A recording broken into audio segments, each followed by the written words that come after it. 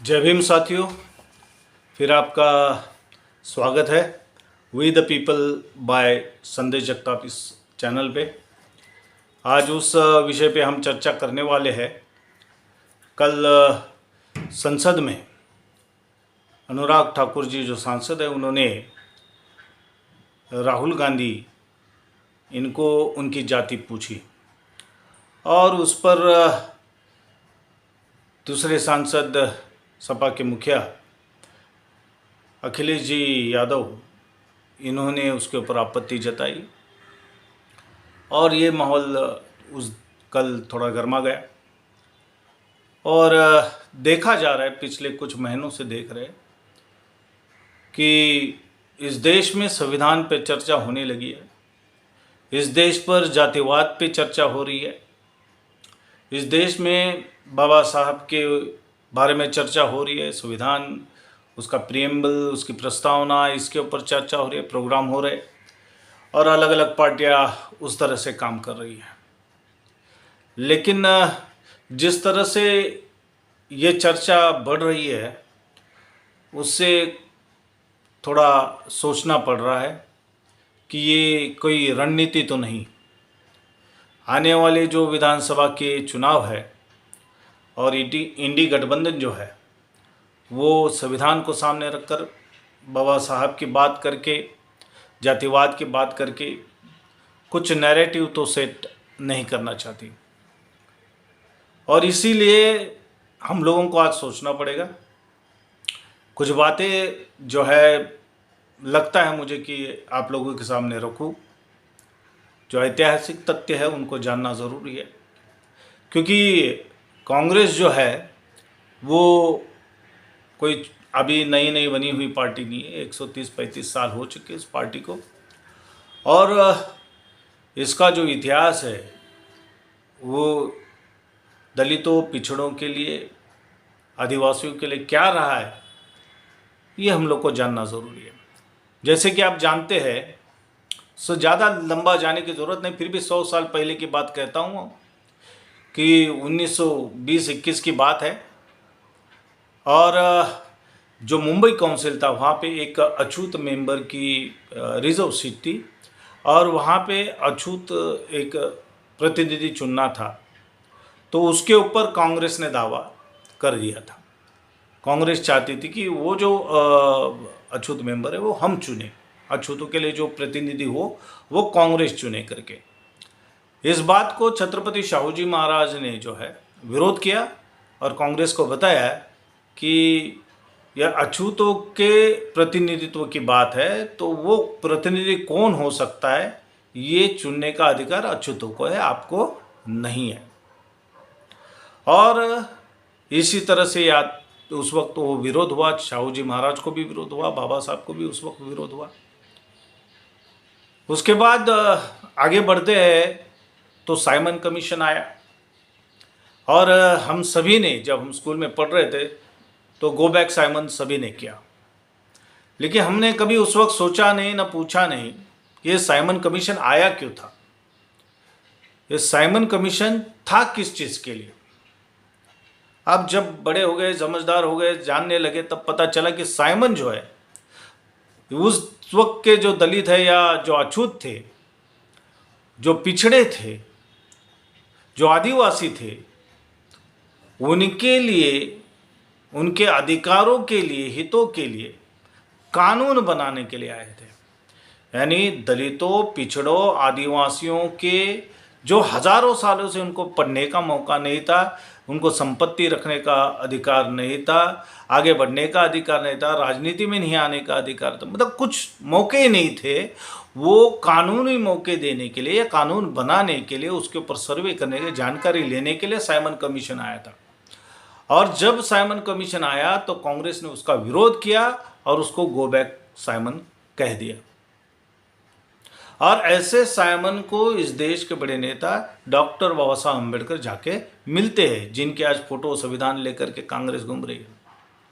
बाबा साहब उस Simon commission को मिलते हैं, अपनी बातें रखते हैं, हमारी मांगे रखते हैं, ये कानून इस तरीके से बनने चाहिए, पिछड़ों के लिए बनने चाहिए, आदिवासियों के लिए बनने चाहिए, अछूतों के लिए बनने चाहिए, शिक्षा का मौका मिलना चाहिए, नौकरियों का मौका मिलना चाहिए, राजनीति में मौका मिलना चाहिए। ये सब बातें बाबा साहब ने रखे। तब इन्हीं बाबा साहब का विरोध उस वक्त के कांग्रेसियों ने किया। इतना ही नहीं, उन्होंने बाबा साहब को देशद्रोही तक कहा। उसके बाद आगे बढ़ते हैं तो फिर राउंड टेबल कॉन्फ्रेंस आई। राउंड टेबल कॉन्फ्रेंस भी इसी चीज़ के लिए थी कि जब अंग्रेज जाएंगे तो कानून बनने चाहिए, इस देश के हित में कानून बनने चाहिए। दलितों, पिछड़ों, आदिवासियों को जिनको अधिकार नहीं थे, हक नहीं थे, उनको हक देने के लिए, अधिकार देने के लिए कानून बनाने थे और उसके ऊपर चर्चा हो, सभी मिलकर उसके ऊपर कोई चर्चा करे, कुछ कानून बनाए। इसके लिए राउंड टेबल कॉन्फ्रेंस जो है वो थी। पहले राउंड टेबल कॉन्फ्रेंस में कांग्रेस गई ही नहीं, उन्होंने विरोध किया। क्यों किया भाई? क्योंकि कांग्रेस को मालूम था कि ये कानून किसके लिए बन रहे? SC, ST, OBC के लिए बन रहे। और उसका विरोध जो है वो कांग्रेस ने किया। और फिर सेकेंड गोलमेज परिषद आई, दूसरी। वहाँ पे गांधी एकमेव प्रतिनिधि बनकर कांग्रेस के वहाँ पे पहुँचे और वहाँ पे फिर गांधी जी और बाबा साहब के बीच में संघर्ष हुआ। और गांधी जी ने कहा कि मैं ही अछूतों का प्रतिनिधि हूँ। बाबा साहब के समर्थन में पूरे देश से खत पहुँचे और बाबा साहब ने अंग्रेज़ों के सामने ये सब प्रमाण सिद्ध किया कि वही अछूतों के ये प्रतिनिधि है और उनके हक अधिकार के लिए यहाँ पे आए। उन्होंने अपनी बातें, सभी अधिकारों की बातें, हकों की बातें अंग्रेज़ों के सामने रखी। उन्होंने कहा कि शिक्षा में हमें मौका मिले, नौकरियों में हमें मौका मिले, राजनीति में हमें मौका मिले, देश के हर विभाग में जो कुछ भी मौका हो जिससे हम इस देश के लिए कुछ काम कर सकें, उसमें हमको मौका मिलना चाहिए। ये बातें बाबा साहब ने रखी। वोट का अधिकार जो है वो हमको मिले, ये बातें बाबा साहब ने रखी, जिनको अंग्रेज़ों ने मान लिया। और पृथक निर्वाचन क्षेत्र की अछूतों के लिए उन्होंने मांग की थी, वो भी बात अंग्रेज़ों ने मान ली। इसके विरोध में जब अछूतों को जब दलितों को जब पृथक निर्वाचन क्षेत्र मिला, जिससे उनके विधायक और सांसद बन सकते थे अपने अपने बलबूते पर, तो उसके खिलाफ फिर महात्मा गांधी जी ने जो है एरवड़ा में जो है अनशन किया और फिर पुणे पैक्ट हुआ। उसका नुकसान क्या है आप सभी जानते हैं। लेकिन जो हक बाबा साहब या दलितों, पिछड़ों और आदिवासियों के ला रहे, इसका विरोध जो है बाबा साहब का और उन कानून का विरोध जो है वो कांग्रेस कर रही थी।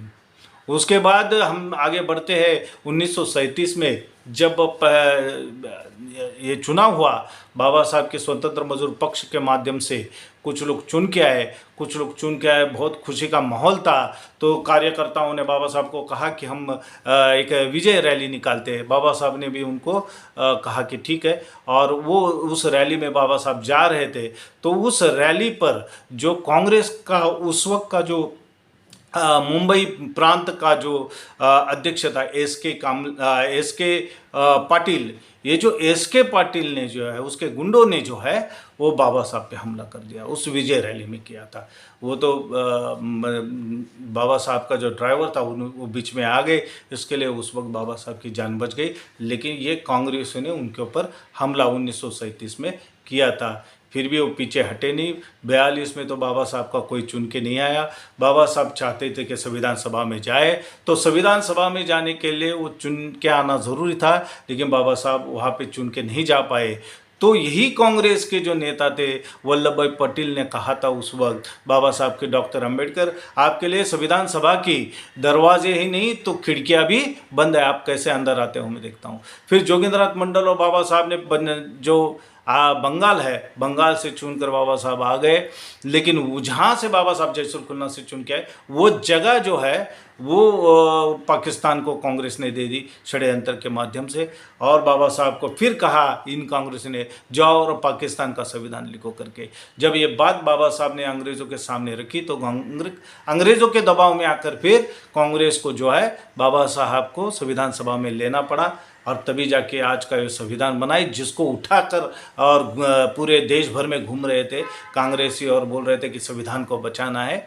तो ये बात हम लोग को मालूम होना ज़रूरी है। बाबा साहब ने पिछड़ों का जो एक प्रोग्राम आगरा में हुआ था, वैसे चिपळूण में हुआ था महाराष्ट्र में। उस वक्त बाबा साहब ने कहा था कि कांग्रेस जो है उसके मेरे जीते जी ही नहीं तो मरने के बाद भी आप कांग्रेस के मेंबर मत बनना।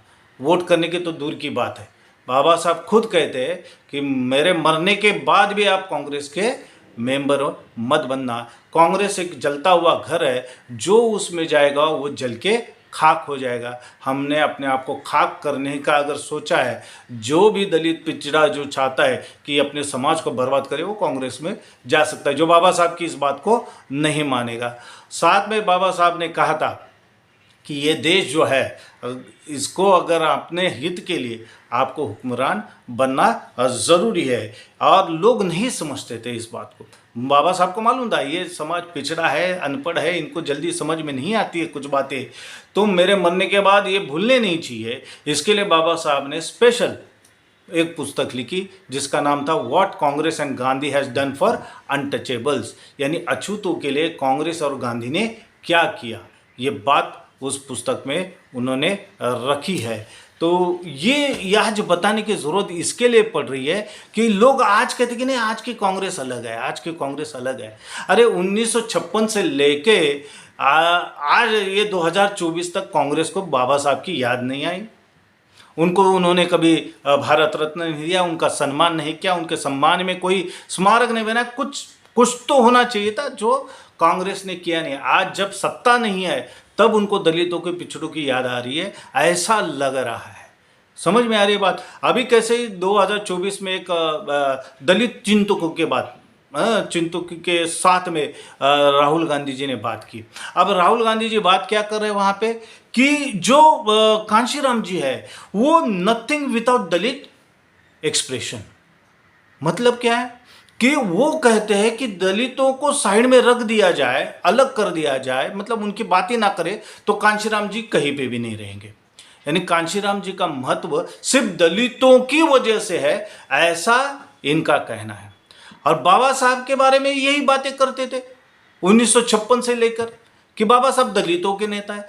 बाबा साहब ने दलितों, पिछड़ों को, आदिवासियों के लिए, महिलाओं के लिए, सभी पिछड़ में जो पीड़ित है उनके हितों के लिए काम किया है। लेकिन कांग्रेस ने उनको दलितों का नेता बना के रखा। अभी भी राहुल गांधी वही कह रहे हैं कि कांशीराम जी दलित एक्सप्रेशन के सिवा कुछ भी नहीं है, उनका कुछ भी उनके मतलब कीमत ही नहीं है। तो ये ही राहुल गांधी अभी विपक्षी नेता है, कांग्रेस के नेता है, तो उनकी जो दलितों के प्रति जो सोच है वो अभी भी बदली नहीं है। ये जब बहन मायावती जी की जब चर्चा करते हैं तो उनकी अहमियत क्या बना देते हैं, आप लोगों को अच्छी तरह से मालूम है। तो दलितों के मामले में, पिछड़ों के मामले में कांग्रेस की सोच आज भी बदली नहीं है, ये राहुल गांधी जी के इस वक्तव्य से पता चलता है। और इसीलिए हम लोगों को बाबा साहब की इस पुस्तक को सबको पढ़ना चाहिए।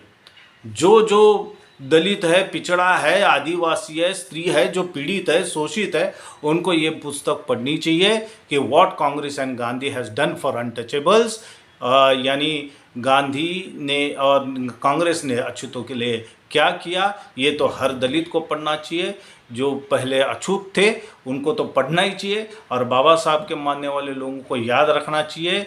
क्योंकि ये जो इतना मैं 100 साल के बाद कुछ 10-15 मिनट में आपके सामने रखिए, इसको आप लोगों को भूलना नहीं चाहिए। हमारे महापुरुष अगर हमको कुछ बता रहे हैं तो उसके पीछे उनकी दूरदृष्टि होती है, उस दूरदृष्टि को हम लोग को समझना चाहिए। अगर हम लोग नहीं समझेंगे तो हम अपने पैरों पे कुल्हाड़ी मार कर ले रहे हैं, ये ऐसा आप समझ लीजिए। और इसलिए इस विषय पर आप चिंता करें, सोच विचार करें और अपना निर्णय आप खुद ले। जय भीम।